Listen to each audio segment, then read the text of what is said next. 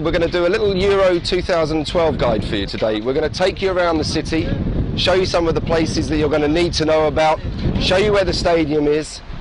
Where we are now, we're right in the middle of the city. If you come from, wherever you come from in Europe, whether you arrive at the airport or the train station, you're going to end up in the centre at some point, and this is the most central place. You've got Central Station here, the Marriott building just across the road, the Palace of Culture to our left, and about 3 kilometres straight down Aleja Jerozolimsky, across the Vistula River, we've got National Stadium, where the matches will be played. But before we go and look at those, let's go and get ourselves kitted out in the shopping centre behind us here.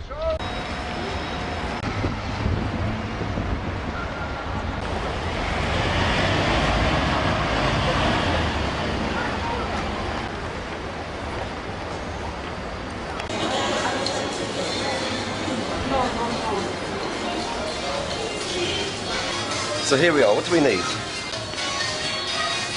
I'll take a cap. From white or red? Let's take a home shirt. Yeah. I'll kiss it out, come on.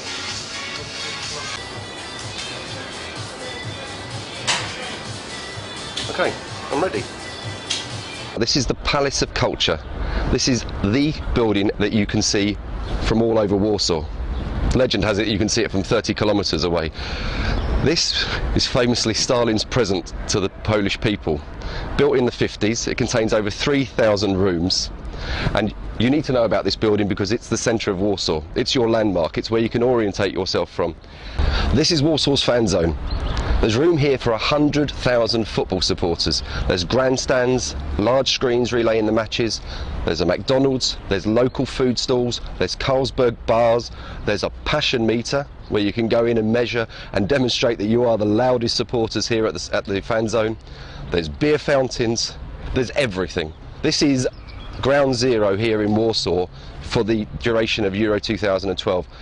Running through the tournament in the Palace of Culture is an exhibition about international football and Polish football.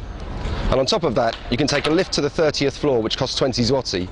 And from there, you can see all around Warsaw and across the Vistula Valley. Let's go and take a look.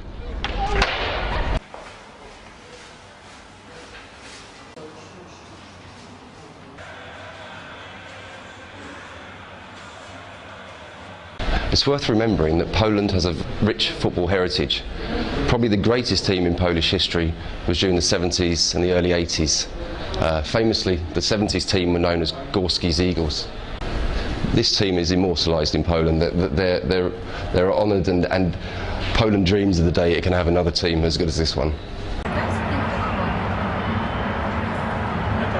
So 20 zloty brings you up in the lift to the 30th floor here, where there's a viewing terrace, so you can see right across Warsaw. You can see the old town, and across there on the other side of the Vistula you can see the National Stadium, decked out in the red and white colours of Poland.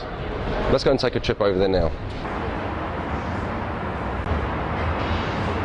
There are 3 main ways you can get to the stadium.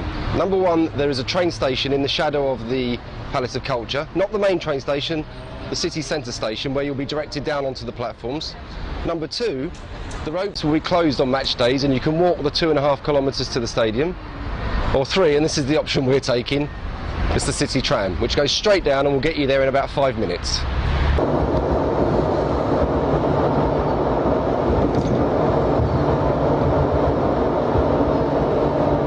So here we are at the National Stadium.